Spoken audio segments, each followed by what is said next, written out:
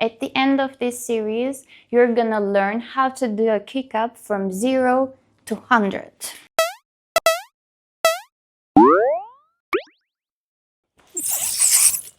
Hello, I'm Melis from Maldives, the girl with the handstand. Today, this is the first episode of beginner, very beginner, handstand kick up tutorials. This series are gonna be a really beginner series. So in this first episode, we are not gonna jump yet, but we're gonna learn how to build strength, and you're gonna practice it until the next week. We can start jumping little by little. So let's start. Handstand kick up is the first step of handstand balancing, the entrance. So if you have a solid handstand kick up, then it will be easier for you to go into that balance point. How do we do that? You need to stack your wrists, your shoulder, your hips in the same line. There might be few things that is holding you back from stacking your shoulder, your wrists, and your hips in the same line. One of them is shoulder mobility, other one is poor technique, and other thing is hamstring flexibility. Let's talk about them in general, and then I will dive into it in a deeper way.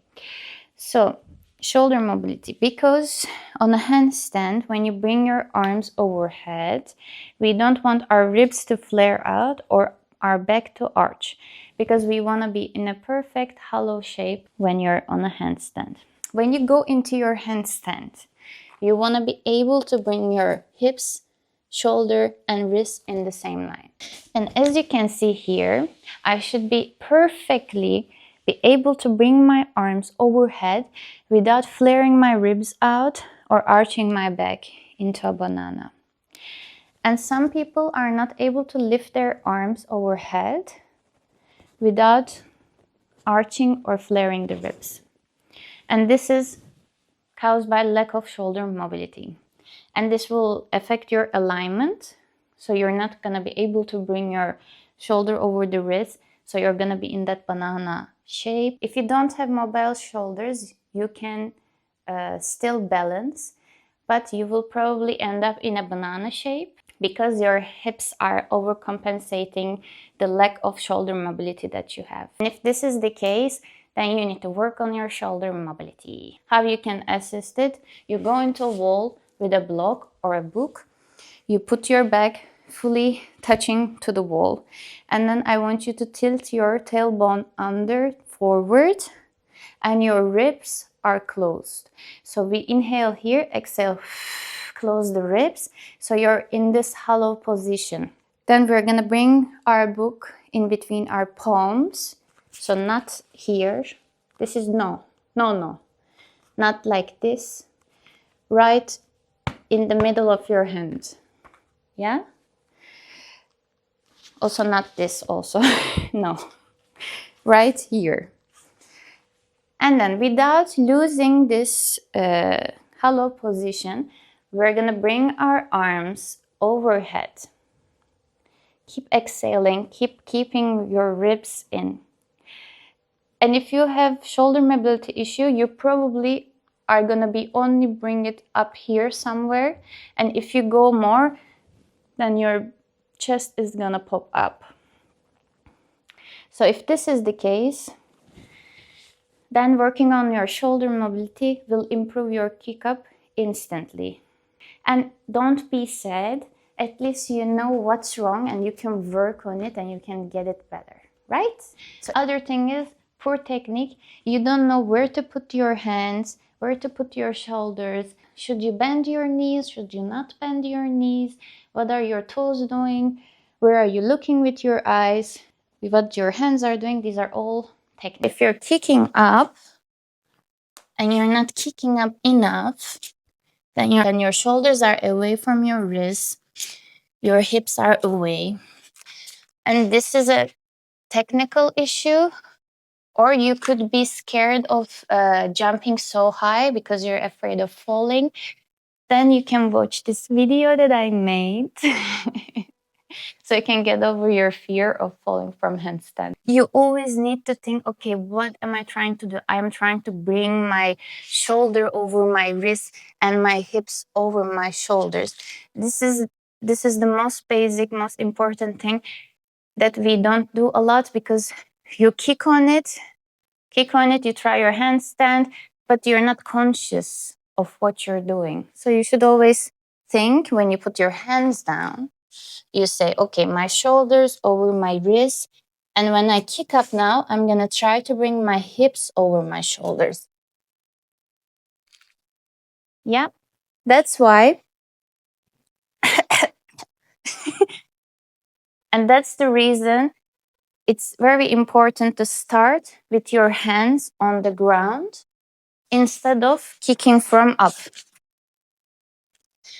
Because when you kick from up down, you have more momentum, so it's easier for your body to kick your legs higher because you have more energy from going up and down.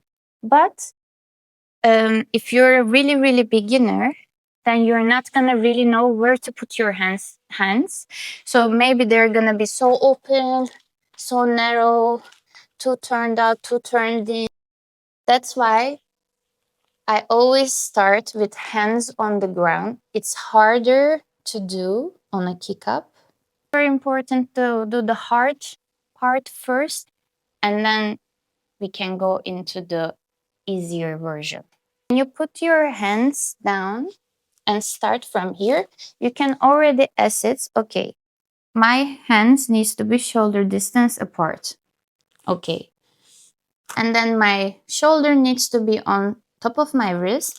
So right before I start already, I can put my shoulder over my wrist, push away the floor. So I'm already in this perfect position. All I need to do is jump up and keep my form. Keep this hollow shape technique. The third thing is hamstring flexibility. It's not super important, but if you have flexible hamstrings, then it will make your life easier. Because when you go into a handstand kick up position, like we said before, and I will say 100 times in this video, I'm so sorry, your wrist, your shoulder in the same line. And then what was it? I want to bring my hip over my shoulder. So if I have flexible hamstrings, then, and also hip flexors, then it's gonna be super easy for me to already bring my hips over my shoulder here. I didn't even kick up and my hips are closer. And then when I kick up, it's gonna be super easy for me to bring it over. But if I was someone with less flexibility, then it's gonna be harder for that person to kick up into that position. But don't get discouraged, because if we know what we are lacking, then we can work on it and we can get what we want to get. And another thing that might be holding you back from kicking up nicely is that hollow shape that I talked about. Usually what happens is your butt pokes out. So when you kick up, you arch your back. You don't make a job division between your legs. What do I mean? The leg that is in the front is the only one that does the jumping. So if you're doing your kick-ups like this, kicking with both legs, it's a no, no, no. Or if you do like this,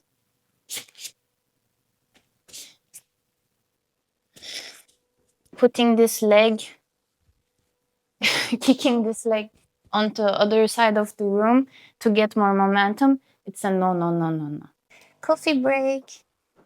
When you're on a kick up, the front leg is the only leg that does the jumping. So this is very passive. This one does all the jumping. And the back leg, it doesn't go in the back of the room, but this leg is putting you into the alignment. So it needs to kick up into the ceiling. what we said. This one does the jumping. This one gives direction. If you don't use this one to go up into a ceiling, then you're gonna end up here. This is wrong. But if I kick my back leg already into the ceiling, then I'm already halfway there. I'm already halfway into the straight line. Let's go. Another reason of archy back or the banana is you don't know how to control your pelvis and you don't know how to activate your core in that position. So you need to do a lot of hollow bags, a lot of pilates, where you drive your belly button into your spine and into the ground. So you start from here, then you expand one leg, another one. This, if it's easy here, then you start on the wall to teach yourself, okay, how do I draw this in? When you're able to keep this position on the ground, on the wall, then you're gonna work on how to correct it. How are you gonna bring your back into that straight line again? So then we can work on being here in that tuck position. You arch your back and then correct it.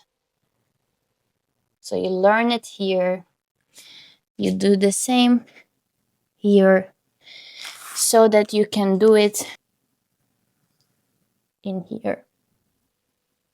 Starting from the ground, going level by level up. So this is all the talking. Now we're gonna do it together. I hope you learned something. If you learned something, you can subscribe to me. Now click in this video to practice everything that we talked today. Every week I will post one follow along video where you can train with me about the things that we talked and one video where I explain stuff. So come back next week.